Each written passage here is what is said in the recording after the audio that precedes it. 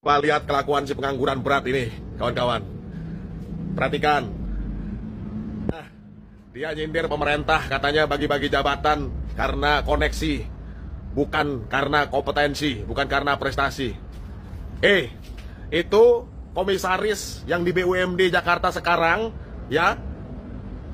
Ada nggak orang titipan kau di situ? Hah? Perlu saya spill namanya? Pelan-pelan, ya. Dulu ketika kau jadi gubernur, orang-orang yang kau tunjuk, orang-orang kau bukan? Hah? Kau jadi menterinya Pak Jokowi, itu karena koneksi apa bukan? Kemudian dipecat. Yang waktu itu dipecat, reshuffle. Karena koneksi apa bukan? Waktu itu menjadi gubernur DKI Jakarta sebelumnya, diusung, itu karena koneksi atau bukan? Internet kita pun terhubung karena koneksi. Ini sudah menjadi hukum alam, Pak. Ya. Jadi kalau ngomong, ya asal bicara sih. Menepuk air di dulang, terpercik buka sendiri. Begitu ya, Mas Aris. Pemerintahan hari ini semakin jauh dari prinsip integritas, semakin jauh dari prinsip meritokrasi, menjadi salah satu isu politik yang terus mendapatkan sorotan dan menjadi pergunjingan yang tidak berkesudahan. Bismillahirrahmanirrahim. Assalamualaikum warahmatullahi wabarakatuh. Saya kira pernyataan politik Anies Baswedan yang mengatakan bahwa pemerintahan hari ini semakin jauh dari prinsip integritas, semakin jauh dari prinsip meritokrasi, menjadi salah satu isu politik yang terus mendapatkan sorotan dan menjadi pergunjingan yang tidak berkesudahan. Anies menyampaikan pidato politiknya ini dalam sebuah acara yang diselenggarakan oleh Dewan Pengurus Wilayah Gerakan Rakyat di Jawa Tengah beberapa hari yang lalu. Kita tahu bahwa Ormas Gerakan Rakyat ini adalah ormas yang didirikan oleh para pendukung Anies Baswedan yang hingga saat ini terus memberikan dukungan politik kepada Anies sebagai sosok yang terus diproyeksikan sebagai calon pemimpin di masa-masa yang akan datang. Poin penting yang disampaikan oleh Anies dalam pidato politiknya adalah mengatakan bahwa bagaimana mungkin bangsa ini akan maju dan menjadi bangsa yang hebat kalau rekrutmen politiknya, baik di birokrasi, baik rekrutmen di bidang politik, itu didasarkan atas koneksi dan bukan didasarkan atas kompetensi. Anies mengatakan bahwa politik saat ini adalah politik yang penuh dengan unsur-unsur transaksional, mengabaikan kompetensi, mengabaikan profesionalitas, dan mengabaikan unsur yang terkait dengan kualitas dasar manusia. Inilah yang saya kira menjadi salah satu isu politik yang tentu saja hingga saat ini mendapatkan respon yang cukup beragam. Ada yang membantah secara keras pernyataan Anies ini, tapi ada juga pihak yang kemudian mengamini bahwa pernyataan Anies ini dianggap sebagai sesuatu yang menunjukkan realitas yang sesungguhnya. Itulah yang saya sebutkan. Kali ini saya ingin bicara tentang apa yang disampaikan oleh Anies Baswedan, bahwa pemerintahan hari ini adalah pemerintahan yang semakin jauh dari unsur integritas dan semakin jauh dari unsur meritokrasi. Kalau kita mau jujur sebenarnya, Anies tidak pernah menyebut siapa orang, siapa sosok yang disebut dengan pemerintahan hari ini. Tapi kan publik tahu, pemerintahan hari ini presidennya adalah Prabowo Subianto dan wakil presidennya adalah Gibran Rakebuming Raka. Jadi ketika Anies menyebut bahwa pemerintahan hari ini jauh dari prinsip integritas dan meritokrasi, itu sebenarnya secara tegas pernyataan dialamatkan kepada pemerintahan Pak Prabowo dan Gibran Rakebuming Raka. Inilah yang saya sebut sebagai salah satu isu politik yang cukup menarik untuk diperbincangkan. Kira-kira apa saja spotlight yang kemudian kita sangat layak untuk dijadikan sebagai cuplikan, sebagai sebuah diskursus politik satu. Bagi saya, Anies itu ingin terus menegaskan bahwa sebenarnya Anies itu adalah pihak outsider. Anies itu berada di luar kekuasaan dan tentu saja sebagai upaya untuk merawat ceruk basis dukungan politiknya dari kelompok-kelompok yang selama ini adalah kelompok-kelompok oposisi, anti pemerintah, dan tidak menjadi bagian dari kekuasaan politik. Artinya apa? Anies semakin mempertebal wajah politiknya sebagai wajah oposan yang tidak ada hubungannya sama sekali dengan irisan pemerintahan hari ini. Wajar kalau kemudian sebenarnya Anies dalam begitu banyak statement-statementnya cukup kritikal, cukup kritis, dan memberikan statement-statement yang dalam banyak hal itu dianggap agresif terkait dengan situasi dan kondisi politik hari ini. Bagi saya adalah Anies Baswedan ingin memberikan satu diferensiasi.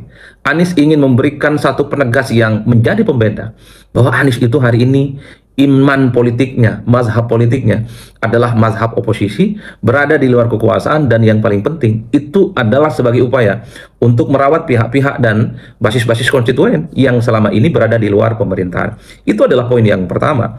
Nah, yang kedua tentu publik melihat Apa yang disampaikan oleh Anies Baswedan yang menyebut bahwa pemerintahan hari ini semakin jauh dari prinsip integritas dan meritokrasi, itu adalah semacam serangan balik atau sindiran balik yang sengaja dilakukan oleh Anies kepada Pak Prabowo Subianto, yang dalam acara PKS beberapa waktu yang lalu Prabowo menyebut bahwa Pak Prabowo sebenarnya tidak pernah sakit hati dengan Anies Baswedan yang memberikan skor 11 dari 100. Dan bahkan Prabowo Subianto mengatakan bahwa justru skor 11 dari 100 itulah yang kemudian dalam banyak hal telah berkontribusi Prabowo terpilih menjadi Presiden Republik Indonesia, karena penilaian minor Anies itu adalah penilaian yang kemudian membuat emak-emak semakin suka dan memberikan dukungan politik secara total kepada Prabowo. Pernyataan itu disampaikan oleh Pak Prabowo dalam sebuah musyawarah nasional yang dilaksanakan oleh PKS beberapa waktu yang lalu. Sepertinya Anies tidak mau tinggal diam. Anies memberikan sindiran balik bahwa pemerintahan hari ini adalah pemerintahan yang sangat jauh dari unsur meritokrasi, bahwa rekrutmen politik hanya didasarkan atas relasi dan bukan didasarkan atas kompetisi, bukan didasarkan atas kompetensi. Maksud saya, wajar jika banyak pihak yang mengklaim dan menganggap apa yang disampaikan oleh Anies ini adalah semacam sindiran balik kepada Pak Prabowo yang beberapa waktu yang lalu juga menyolek Anies terkait dengan debat kandidat yang terjadi di Pilpres 2024 yang lalu, terutama ketika Anies ngasih skor minor, ketika Anies memberikan skor cukup rendah 11 dari 100. Jadi semacam sindir menyindir yang tidak berkesudahan. Bagi saya hal-hal yang semacam ini dalam politik adalah sesuatu yang cukup biasa. Ini menegaskan bahwa sebenarnya dalam politik ada dinamikanya. Kadang saling puji, kadang saling berteman, dan saling mengkritik satu sama yang lain. Itu adalah unsur yang saya sebut sebagai poin yang kedua. Nah, yang ketiga yang menarik. Ada sejumlah elit partai yang saya kira memberikan pembelaan kepada Prabowo Subianto ketika Anies Baswedan menyebut pemerintahan hari ini itu hanya didasarkan atas koneksi dan bukan kompetensi. Sebut saja misalnya politisi PSI Bestari Barus yang mengatakan bahwa sebenarnya Anies Baswedan mengatakan itu tidak lebih dari sekedar mengkonfirmasi bahwa Anies sebenarnya ketika menjadi gubernur Jakarta juga banyak kok merangkul orang-orang yang menjadi bagian di dalamnya, merangkul pihak-pihak yang selama ini dianggap berkontribusi, orang dekat dan menjadi bagian dari pemenangan Anies dalam Pilkada Jakarta 2017. Kita tahu Bestari Barus ini adalah seorang politisi yang dulunya Nasdem, anggota DPRD Jakarta, dan kini menjadi bagian dari PSI. Kata Bestari Barus, dulu ketika Anies membentuk yang disebut dengan TGOPP, semacam tim gabungan percepatan pembangunan, orang-orangnya juga adalah mayoritas dari para pendukung Anies, dan saat itu juga. Halo teman-teman, berjumpa bersama saya di Politik Danyi. Ya, kalau kita melihat bagaimana analisa ya dari seorang pengamat politik yang luar biasa, Adi Praitno, ini sungguh luar biasa teman-teman. Bagaimana beliau menganalisa tentang kritikan-kritikan, serangan-serangan yang diberikan oleh Anies Baswedan ya kepada pemerintah. Kritikan-kritikan yang luar biasa, yang membangun ya. Bahkan Anies mengatakan teman-teman bahwa pengrekrutan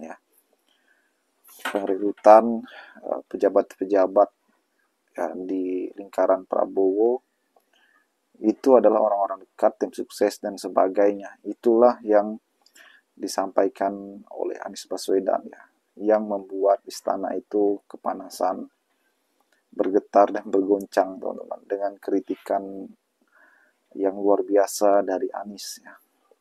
Bahkan para pendukung penguasa pun ya kian kepanasan teman-teman. Dan ini luar biasa ya, membuktikan bahwa efek kejut yang diberikan Anies itu luar biasa. Bagaimana Anies membuat para elit itu kepanasan ya ketika mereka nyaman dengan apa yang terjadi saat ini. Contohnya teman-teman ya, bagaimana para komisaris-komisaris ya yang diangkat beberapa waktu yang lalu itu mereka-mereka yang mendukung penguasa ya, dan mereka yang tidak punya latar belakang dan basic ya. Contohnya kemarin Immanuel Ebenezer yang sekarang menjadi tahanan ya. Ya padahal itu Immanuel Ebenezer ya seorang relawan saja teman-teman. Tiba-tiba menjadi wakil menteri ketenagakerjaan Wamen.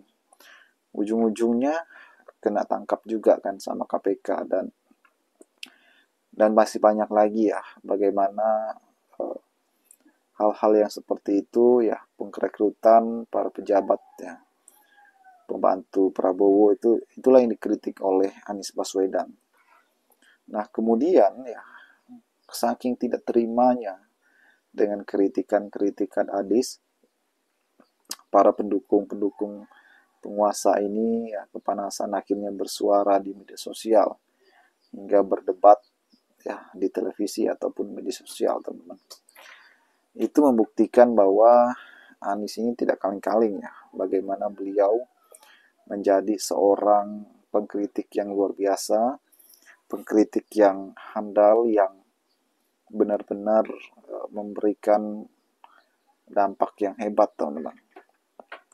Walaupun beliau saat ini ya, katakanlah belum mempunyai partai, tetapi efek kejut yang diberikan Anies itu luar biasa. Saat ini Anies sedang membangun partai baru, dan ini adalah sebuah momentum yang baik bagi Anies dan pendukungnya membangun kekuatan-kekuatan politik yang luar biasa menjelang pemilu 2029 nanti ya. Bagaimana menurut kalian?